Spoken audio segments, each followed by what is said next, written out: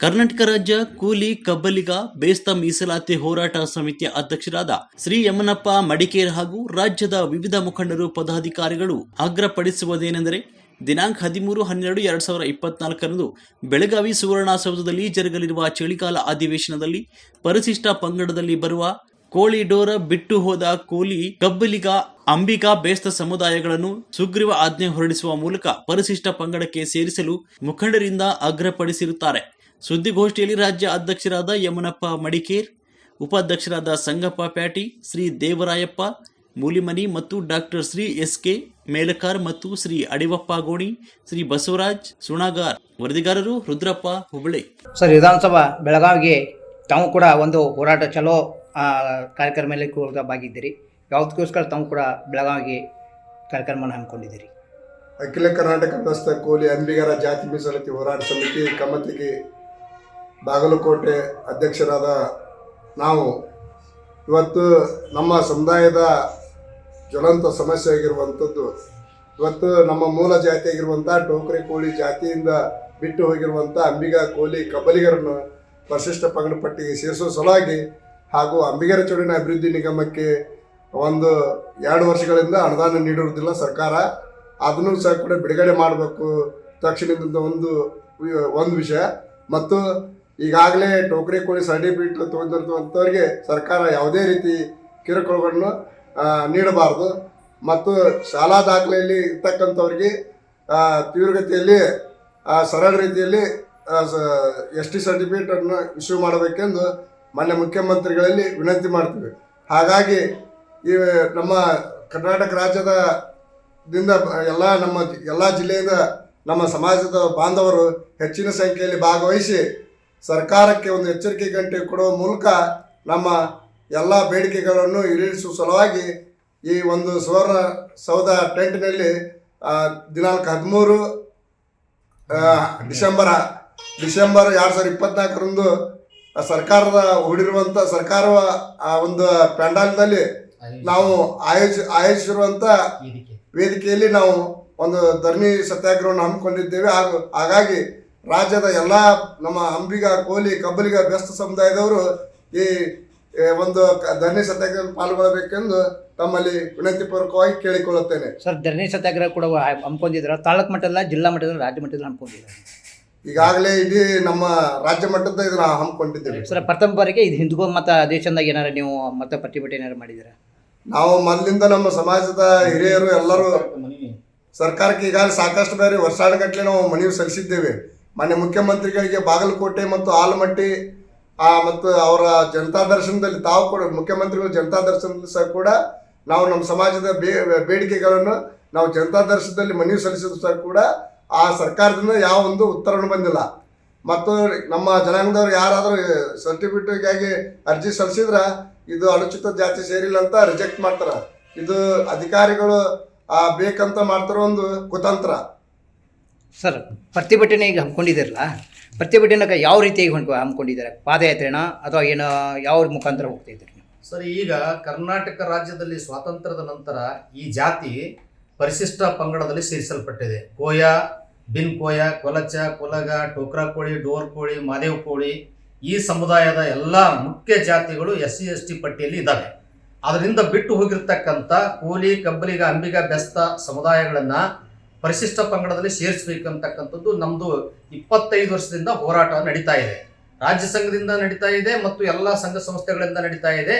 ಈಗ ಪ್ರಧಾನವಾಗಿ ಅಖಿಲ ಕರ್ನಾಟಕ ಬೆಸ್ತರ ಕೂಲಿ ಜಾಗೃತ ಅಂಬಿಗರ ಜಾತಿ ಮೀಸಲಾತಿ ಹೋರಾಟ ಸಮಿತಿ ಅಧ್ಯಕ್ಷರಾಗಿರ್ತಕ್ಕಂಥ ಯಮನಪ್ಪ ಮಡಿಕೇರ್ ಅವರು ಮತ್ತು ಪದಾಧಿಕಾರಿಗಳು ಇವತ್ತು ರಾಜ್ಯಾದ್ಯಂತ ಒಂದು ಪ್ರವಾಸವನ್ನು ಹಮ್ಮಿಕೊಂಡು ಬೆಳಗಾವಿಯಲ್ಲಿ ನಡೀತಿರ್ತಕ್ಕಂಥ ಚಳಿಗಾಲ ಅಧಿವೇಶನದಲ್ಲಿ ಈ ವಿಷಯವನ್ನು ಗಂಭೀರವಾಗಿ ಚರ್ಚೆಗೊಳಪಡಿಸಬೇಕಂತ ಹೇಳಿ ಗಮನ ಸೆಳೆಯುವುದಕ್ಕೋಸ್ಕರವಾಗಿ ಅಧಿಕೃತವಾಗಿ ಸರ್ಕಾರದ ಗಮನವನ್ನು ಸೆಳೆದು ಸರ್ಕಾರವೇ ನಿರ್ಮಾಣ ಮಾಡಿ ಅವಕಾಶ ಮಾಡಿಕೊಟ್ಟಿರ್ತಕ್ಕಂಥ ಒಂದು ವೇದಿಕೆಯಲ್ಲಿ ಬೆಳಗಾವಿ ನಗರದಲ್ಲಿ ಒಂದು ವೇದಿಕೆಯನ್ನು ಸಿದ್ಧಪಡಿಸಿ ನಮ್ಮ ಸಮುದಾಯಕ್ಕೆ ಅವಕಾಶವನ್ನು ಒದಗಿಸಿಕೊಟ್ಟಿದೆ ಅಂತ ಹೇಳಿಕ್ಕೆ ನಮಗೆ ಸಂತೋಷ. SC ST ಯಲ್ಲಿದಲ್ಲ ಆ ಒಂದು ಸಮುದಾಯಗಳಿಗೆ ಇವತ್ತು ಜಾತಿ ಪ್ರಮಾಣ ಪತ್ರಗಳನ್ನು ಅಧಿಕಾರಿಗಳು ನೀಡ್ತಾ ಇಲ್ಲ. ಬಹಳಷ್ಟು ಕಿರುಕುಳ ನಡೀತಾ ಇದೆ ರಾಜ್ಯಾದ್ಯಂತ.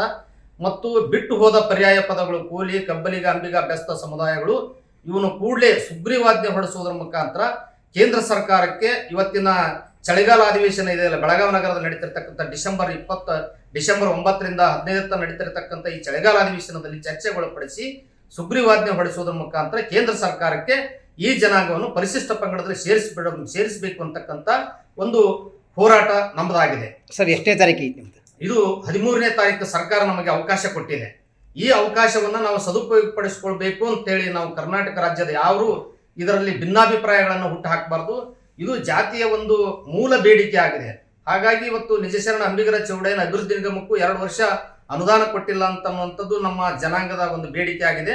ಆ ಕಾರಣದಿಂದ ಈ ಪರಿಶಿಷ್ಟ ಪಂಗಡದ ಪಟ್ಟಿಯಲ್ಲಿ ಬಿಟ್ಟು ಹೋಗಿರ್ತಕ್ಕಂಥ ಈ ಸಂವಿಧಾನಬದ್ಧವಾಗಿ ನಮಗೆ STಯಲ್ಲಿ ಸೇರ್ಪಡೆ ಇದ್ರೂ ಕೂಡ ನಮಗೆ ST ಪ್ರಮಾಣ ಪತ್ರಗಳನ್ನು ಕೊಡುವಲ್ಲಿ ಸರ್ಕಾರ ತಾರತಮ್ಯ ನಡೆಸ್ತಾ ಇದೆ. ಆ ಕಾರಣದಿಂದಾಗಿ ಇವತ್ತು ಇಡೀ 50 ಲಕ್ಷ ಜನರಿಗೆ ಅನ್ಯಾಯ ಆಗ್ತಾ ಇದೆ. ಸಂವಿಧಾನಬದ್ಧವಾಗಿ ಸಾಮಾಜಿಕ ನ್ಯಾಯದಡಿಯಲ್ಲಿ ನಮಗೆ ವಿಧಾನ ಪರಿಷತ್ನಲ್ಲಿ ಚರ್ಚೆಗೊಳಪಡಿಸುವುದರ ಮುಖಾಂತರ ಕೇಂದ್ರ ಸರ್ಕಾರಕ್ಕೆ ಸುಗ್ರೀವಾಜ್ಞೆ ಹೊರಡಿಸಿ ನಮಗೆ ಆ ಸೌಲಭ್ಯವನ್ನು ಕೊಡಮಾಡಬೇಕು ಅಂತೇಳಿ ಕೇಳ್ಕೊಳ್ತೀವಿ. ಯಾಕಂತಂದ್ರೆ 25ರಿಂದ 30 ವರ್ಷ ಹೋರಾಟ ನಡೆದಿದೆ.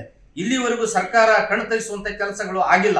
ಆ ಕಾರಣದಿಂದ ಅಧಿಕೃತವಾಗಿ ಯಮನಪ್ಪ ಮಡ್ಡಿಕೇರವರು ಅವರು ಸ್ವಲ್ಪ ಸಾದಾ ಮನುಷ್ಯ ಇದ್ರೂ ಕೂಡ ಒಬ್ಬ ರೈತರನ್ನ ಕರ್ಕೊಂಡು ಇವತ್ತು ರಾಜ್ಯಾದ್ಯಂತ ಕರೆಯನ್ನ ಕೊಟ್ಟಿದ್ದಾರೆ.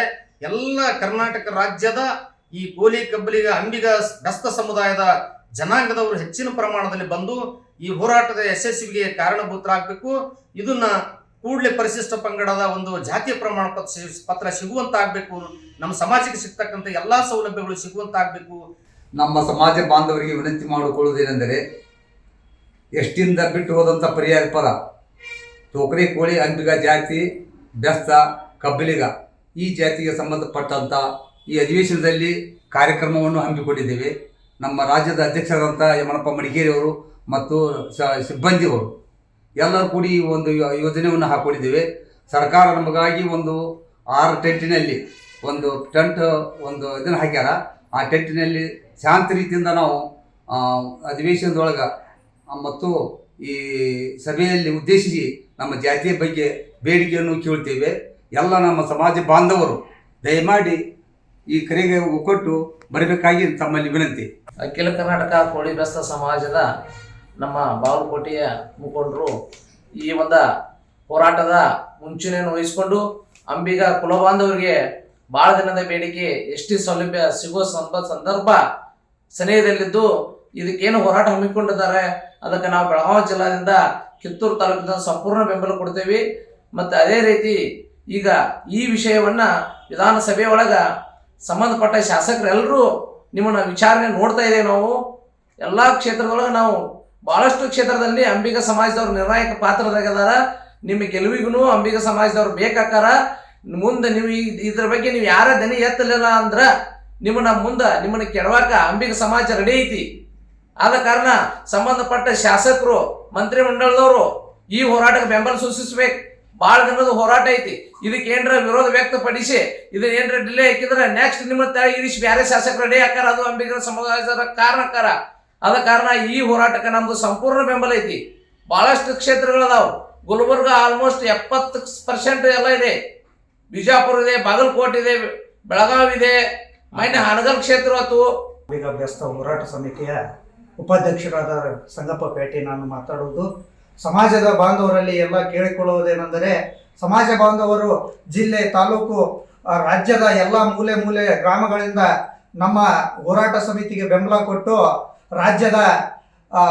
ರಾಜ್ಯದ ಸುವರ್ಣಸೌಧ ಬೆಳಗಾವದಲ್ಲಿ ನಡೀತಿರುವ ಚಳಿಗಾಲ ಅಧಿವೇಶನದಲ್ಲಿ ಧರಣಿ ಸತ್ಯಾಗ್ರಹವನ್ನು ಹಮ್ಮಿಕೊಂಡಿದ್ದು, ರಾಜ್ಯದ ಎಲ್ಲ ಪಕ್ಷ ಭೇದ ಮರೆತು, ಎಲ್ಲ ಪಕ್ಷಗಳನ್ನು ಮರೆತು ಪಕ್ಷಾತೀತವಾಗಿ ಈ ಕಾರ್ಯಕ್ರಮ ಧರಣಿ ಸತ್ಯಾಗ್ರಹವನ್ನು ಹಾಕಿಕೊಂಡಿದ್ದು, ಎಲ್ಲ ಸಮಾಜ ಬಾಂಧವರು ಬಂದು ಈ ಸತ್ಯಾಗ್ರಹದಲ್ಲಿ 1 ದಿನದ ಸತ್ಯಾಗ್ರಹದಲ್ಲಿ ಭಾಗವಹಿಸಬೇಕೆಂದು ನಾನು ವಿನಂತಿಸಿಕೊಳ್ಳುತ್ತೇನೆ.